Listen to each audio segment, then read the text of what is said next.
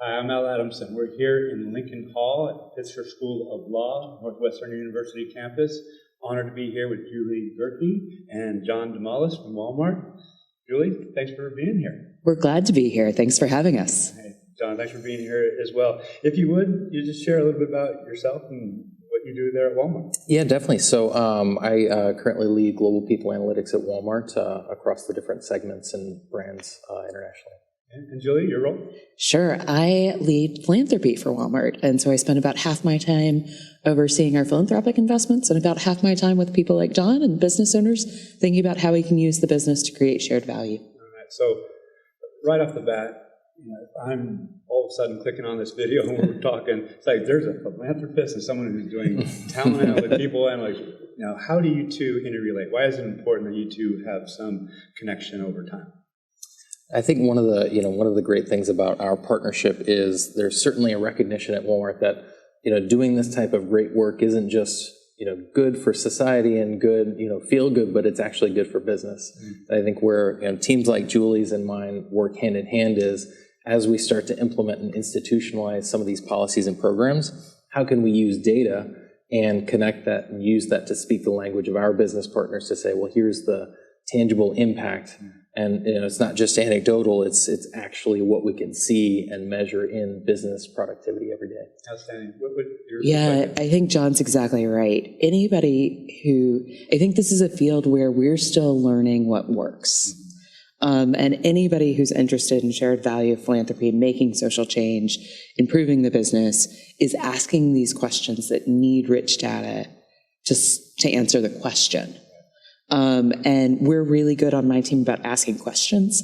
John's really good about telling us what we can and can't answer.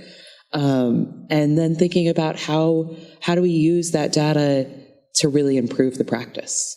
Not just to answer what we're doing today, but to think about what logical next steps are that we might be able to think just about the next smart question from the data. Well, Julie, given what you just shared, what was the starting point for you two to become connected on an ongoing basis? Is it something that you were jumping up and down looking for data, or did you have a story to tell? And how did you find one another? Yeah, so I think there are lots of ways that teams like ours interact. In the larger kind of sense of Walmart, we really started a human capital transformation almost 5 years ago with an investment that at the time we talked about as $2.7 billion over a couple of years in wages, training, education, scheduling, really trying to rethink the frontline value proposition. And so in that, you're asking a lot of questions about what investments have you made and what are you seeing from them. I think where my team starts to play an even more kind of at the table role in this is as the world advances and are thinking about environmental, social, and governance metrics, which is what our team spends a lot of time with investors, with external stakeholders, thinking about. People like John become critical for us to say, what are the smart metrics for us to pay attention to? How are we getting to them? What are we seeing in them? And so those are just two ways that our team has really come together with people like John to make sure we're doing this well. Yeah, and I think, super tactically as part of our environmental, social, and governance reporting structure, my team, just like finance teams, validate data points that are released in our annual report and earnings statements. If there's human capital, if there's HR-related data points, we have a pretty robust kind of workflow where it's going to be published externally. We have, folks that run the queries, we validate the queries, have those signed off by a subject matter expert. So my team helps to tactically execute on those when it relates to HR data. And then, fortunately for us, Walmart is an incredibly diverse spectrum of populations. And even, you say Walmart's a retailer. Well, you take a service deli and a supercenter that operates more like a restaurant than it does, a retail outlet. We have thousands of software engineers. We have data scientists. We have actuaries. We even have a couple lifeguards, believe it or not, that work in our fitness center. Pilots, drivers, you name it. We probably have them somewhere at Walmart. And the only way that we have a ghost of a chance of doing some of this data-driven analysis is to have a centralized function that has visibility into that into that data. And to nerd out a little bit about the technology, it's, building those data pipelines across our incredibly wide variety of HR systems, given that we've got acquisitions, we have international markets, in order to have some semblance. I'm not saying we've got it figured out, because if we did, then I probably would have, had a lot of publications already on this, of harmonizing all that. But as best as we can from a technology and a data standpoint, using that as a foundation so that, teams like Julie can ask those questions, and we at least have a platform to start answering them in a robust way. Got it. And I so celebrate this. And you were on a panel earlier this morning and shared that this is something that you all as an organization are proactively doing. It's not because there's an external body making you do this. This is part of your culture, part of your mandate, to self-imposed mandate to give back. So can you speak to that and how this is part of your ethos now there? Sure. I mean, this is really a journey. And while we're really proud of the progress we're making, we've got a lot to learn and a lot to do. And the data helps us think about, frankly, sometimes the data tells you how much further you can go, and really reinforces that as much work as it feels like we've done, we've got a long way we can still go. But when you step back and think about the strategy of the company, on a sheet of paper, we think about really our core purpose, which is save money, live better. And that live better we take very seriously. We're famous for the saving money, but it really needs to be in service of not only our customers being able to save money so that they can invest that in putting their kids to college, those kinds of things, but also in how we deliver our core business, that multiple stakeholders benefit, and really that the associate, the term we use for our employees, has to be at the heart of that. And so when you do that, and when you have this, we really do believe that the economic, the environmental, and the social outcomes come together in the long term. And so we believe it's in our best interest as a company, not just kind of this side gig that's good for the world, but rather this embedded in who the company is and how we operate, that when we solve those problems, it actually makes the company stronger. So given what you're sharing, Julie, I imagine your job is challenging for a lot of reasons, scale, but what I'm hearing is that there's some economic, some business needs that need to be met, but there's also this humanitarian and social responsibility needs. There needs to be a balance. So how do you prioritize? There's so much that can and needs to be done within metrics and analytics.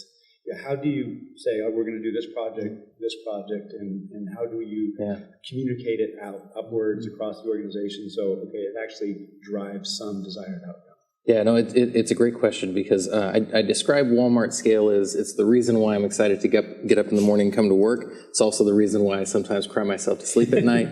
Because it's also why you can have a job forever. why you can have a job there's so forever. many problems to think about. That's exactly right. And, that question of prioritization is a big one, because, there literally are not enough hours in the day. I could hire a team of 100,000 people, and we still would not be able to work on every single request that comes across our desk. So it really is around the blend of the art and the science of, is there a way to measure success for a particular project, whether that's directly economically, whether there is some metric of success like attrition that we do have linked to cost of attrition, that kind of stuff, or does this align to some of the environmental, social, and governance goals that we have set? Whether it's our commitment to hiring veterans, whether it's our commitment to environmental impact and carbon emission reductions, things like that. So where we can tie it to a metric, a measurable outcome that we kind of already have leadership buy-in for, that helps things bubble up to the top. But I would say one thing that we're particularly diligent about too is reserving a portion of our team's bandwidth to also do some of that fundamental and foundational and core research that you can't really tie a number to yet, but we know it's the right thing to do. We know that we have to make the investment now so that we can start to realize the benefits of that. Not just in the same fiscal year, but in years to come. I absolutely love it, because many people in our field get bogged down by compliance metrics or the basic metrics within core HR, and we're starting to realize, again, referring to the panel from earlier this morning, that there's new data that can be or should be created to answer the questions leaders want or need to know, or that are going to benefit the workforce that leaders might not even have visibility to right now. So what I'm hearing is that you're allowing some room for creativity and innovation to percolate. And I'd say kind of part of what is benefiting my organization. So I sit within the technology function.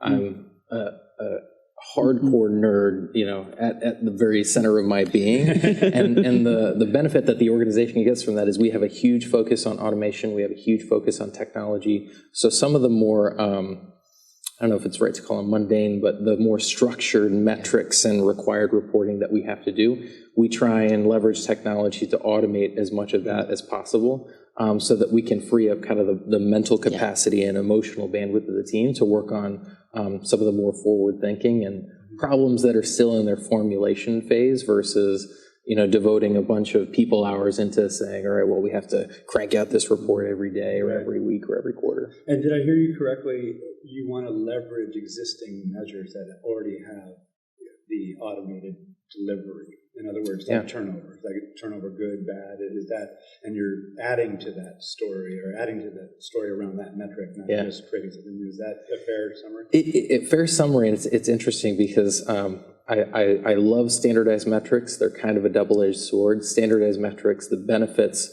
are a lot of what you've articulated. So there are kind of standard ways to calculate them. You can automate them. It's a lot easier to get consensus and agreement across business leadership because it's not, no, my interpretation of how we should measure this. It's, no, here is a standard definition of how this should be measured. And we see a lot of that, obviously, in things like financial statements. The other side of that is it's tough to provide sometimes context around a standardized measurement. So you take something, I'll start on the financial side, cash balance. Cash balance is a number. There's a way to calculate that number.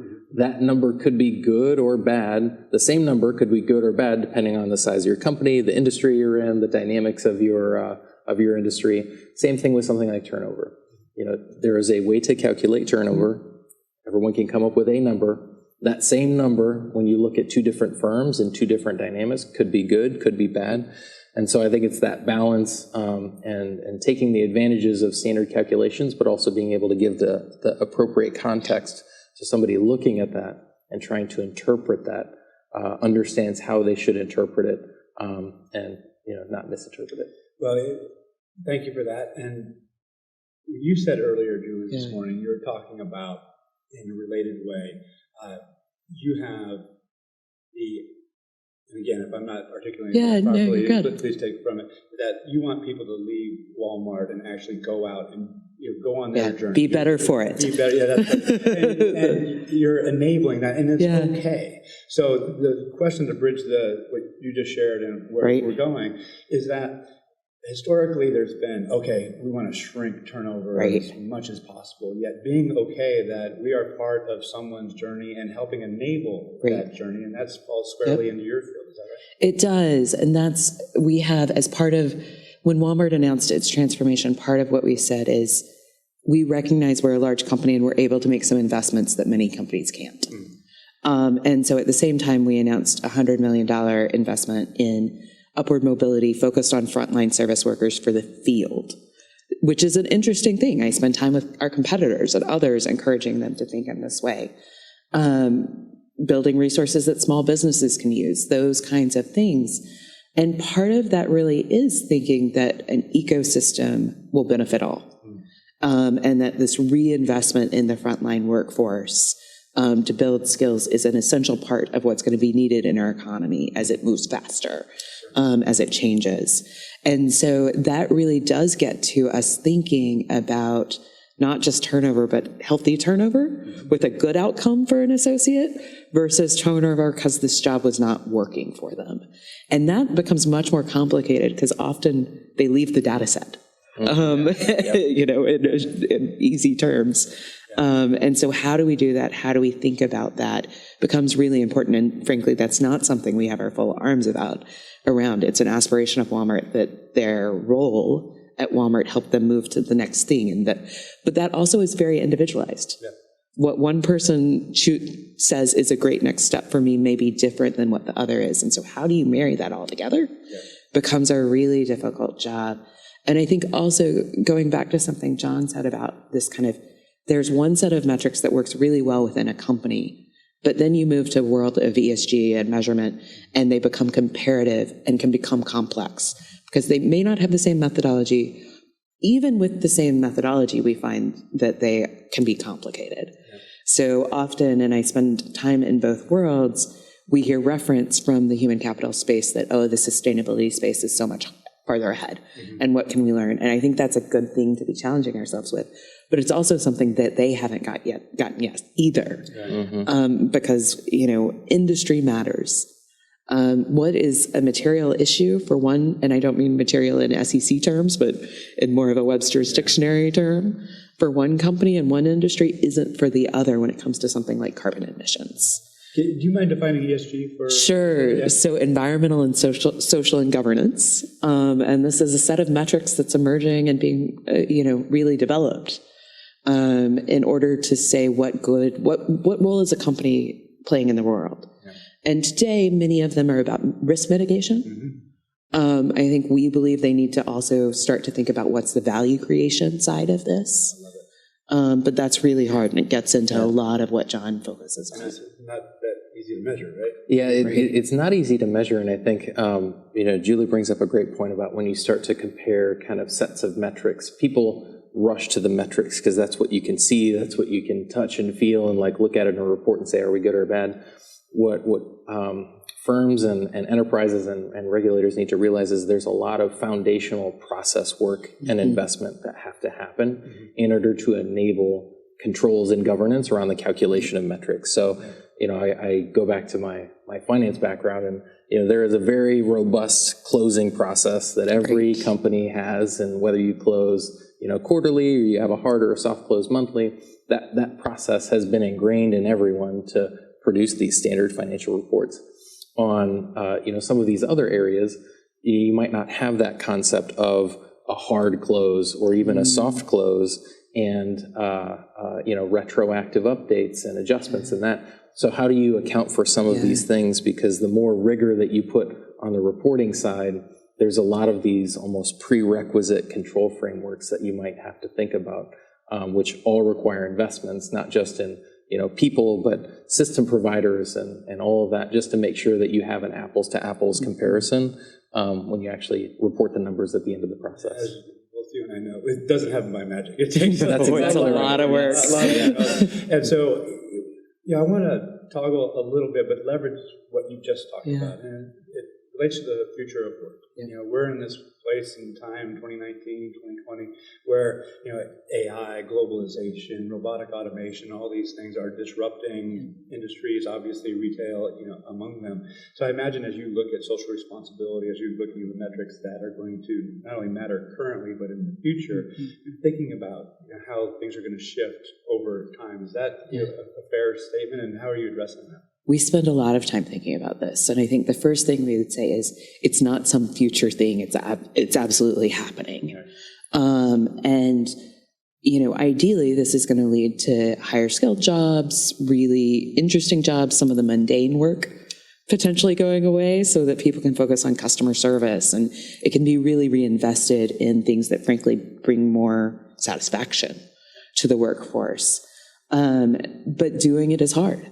And it's a change mechanism. And one of the things that I think we've learned is this investment in frontline training, we believe, is helping us move faster in the right ways. Share more about that. Sure.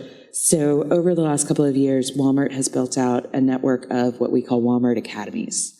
There are 200 facilities across the country, physical classrooms, everything taught by iPad, so digital skills embedded in the learning.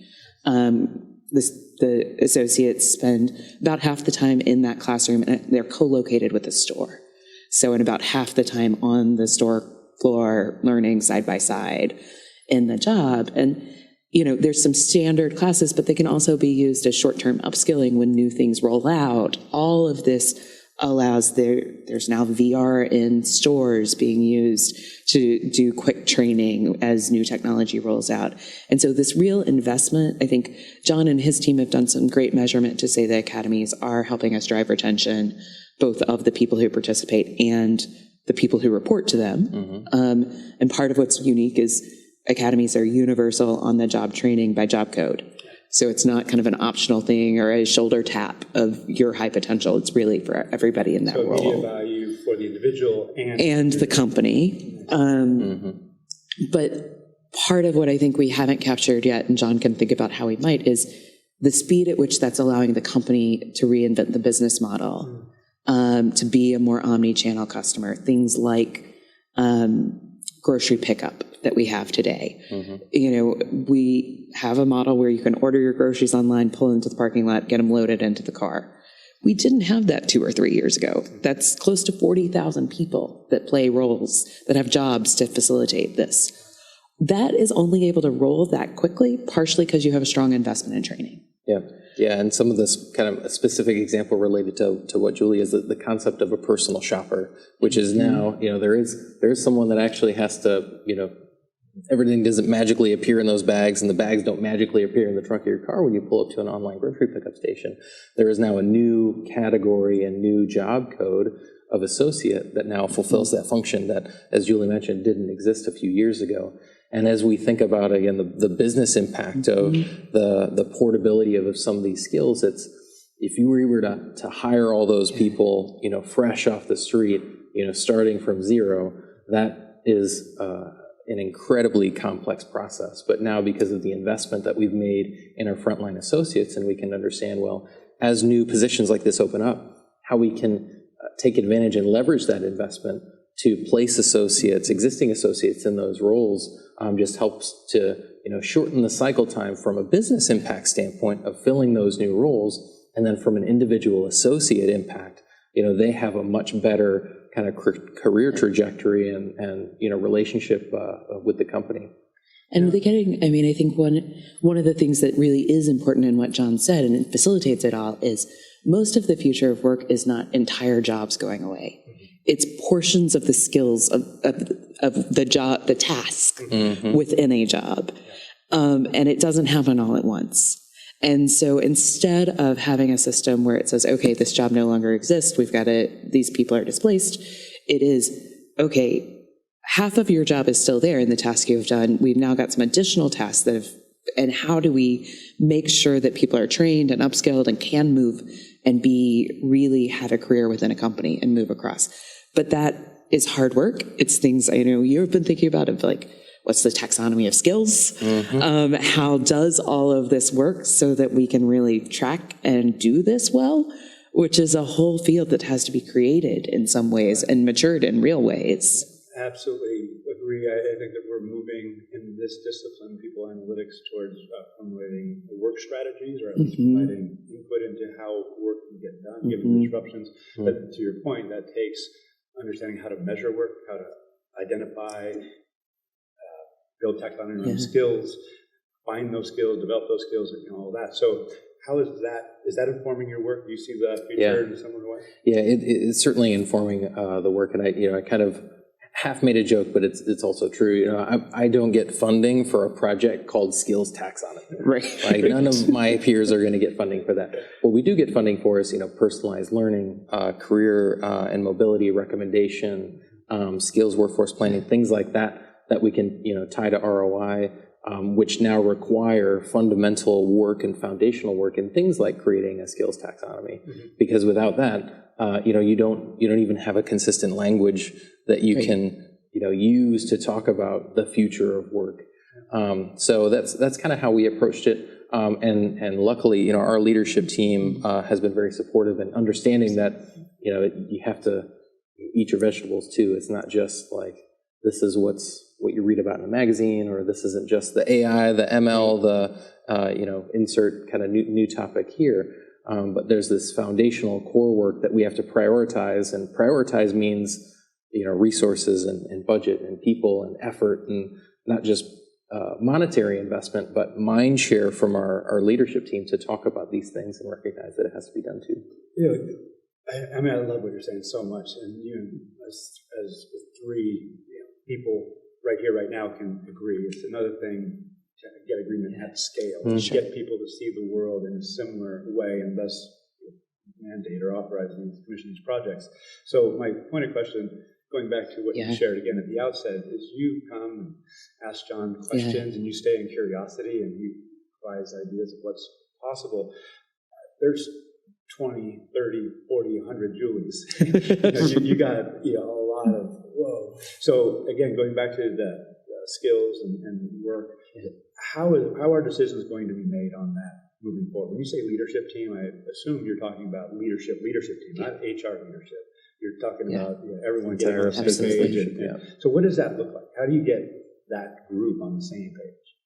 I think part of it is kind of finding the canary in the coal mine. Like, what is the proof of concept? Where is that place that we can land and expand to say, well, if we can solve a particular problem in this area of the business, it will lend itself more easily to be pervaded across the rest of the organization. So that's kind of one of the criteria that we use, because at our scale, like, I would venture to say provocatively, like, we cannot solve any single problem for the entire company at one go.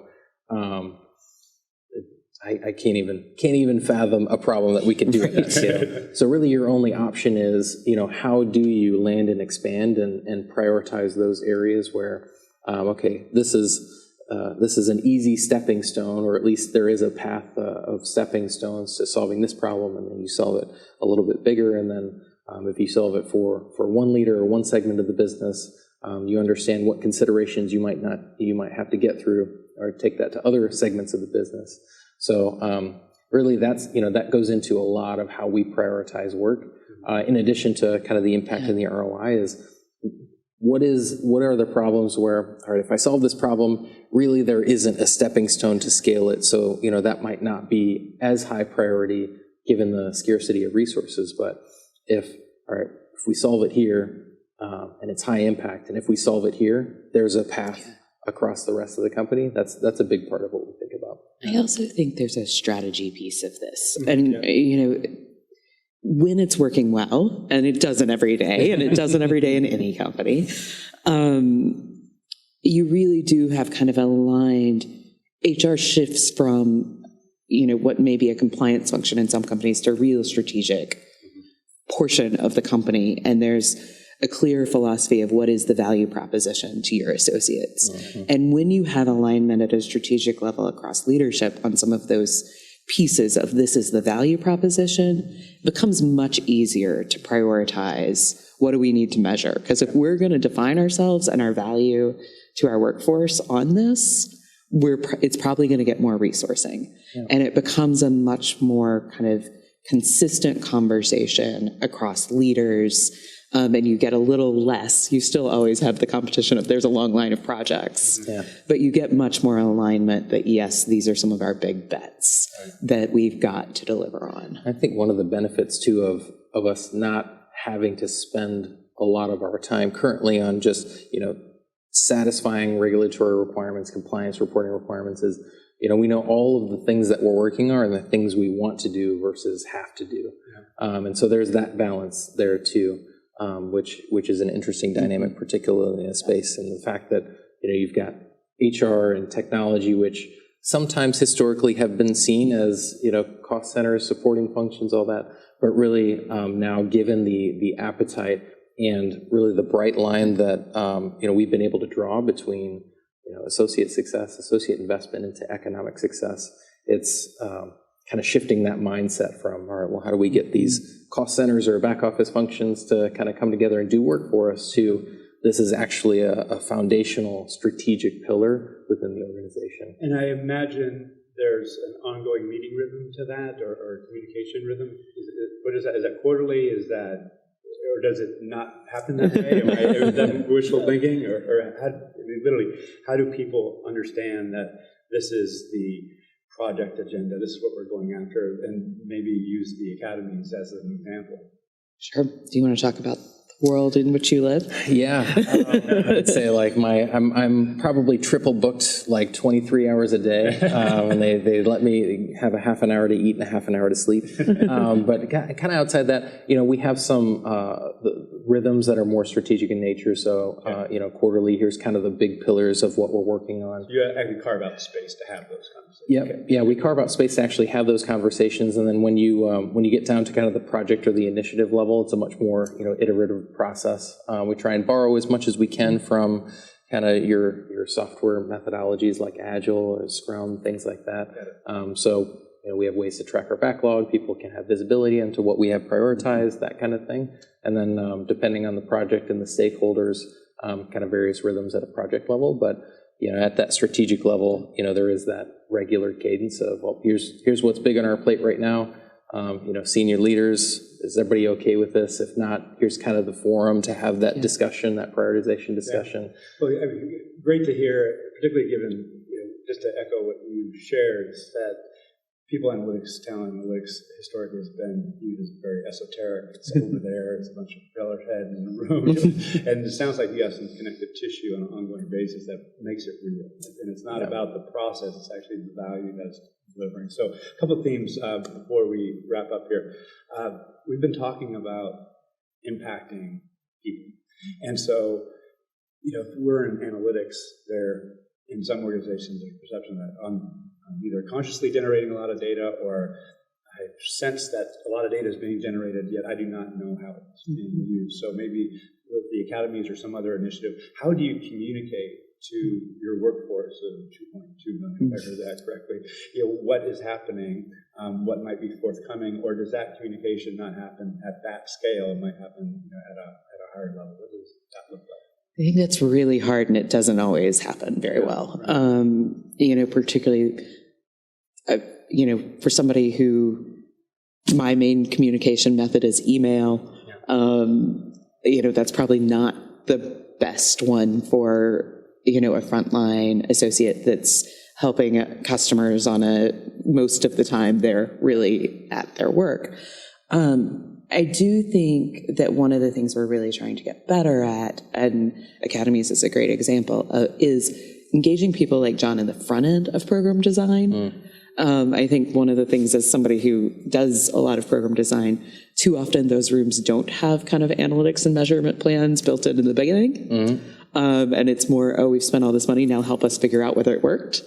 Versus really embedding that from the beginning. And that, to me, makes a big difference. I could hug you for saying that, and I could hug you for inspiring her to say that. Because I couldn't agree more. Often we're asked, okay, how do we measure that? After that, well, it would have been great. Yeah. What data have you been? Oh, nothing? Okay, well, I guess we'll start now. Please. Oh, and I would say, so 100% agree with that. It is exponentially easier to actually embed telemetry on the front of a process or project. And from a communication standpoint, I think one of the other things we're trying to do is, meet people where they are. So utilizing traditional communication mechanisms like email, digital signage, even things like, lock screens on people's PCs in the home office. So, we have some kind of mechanisms where we can deploy messaging to a lot of those different surfaces in a more coordinated fashion. So doing a little bit of work there, but as Julie said, it's tough to do that at a certain level. I think the other thing you and your team really have been a champion of is, as you've been able to automate the basics, that has given and really fight to make transparent a lot of things. Dashboards, those kinds of things make a difference because now frontline, often leadership, have access to a lot of data they might not have had otherwise.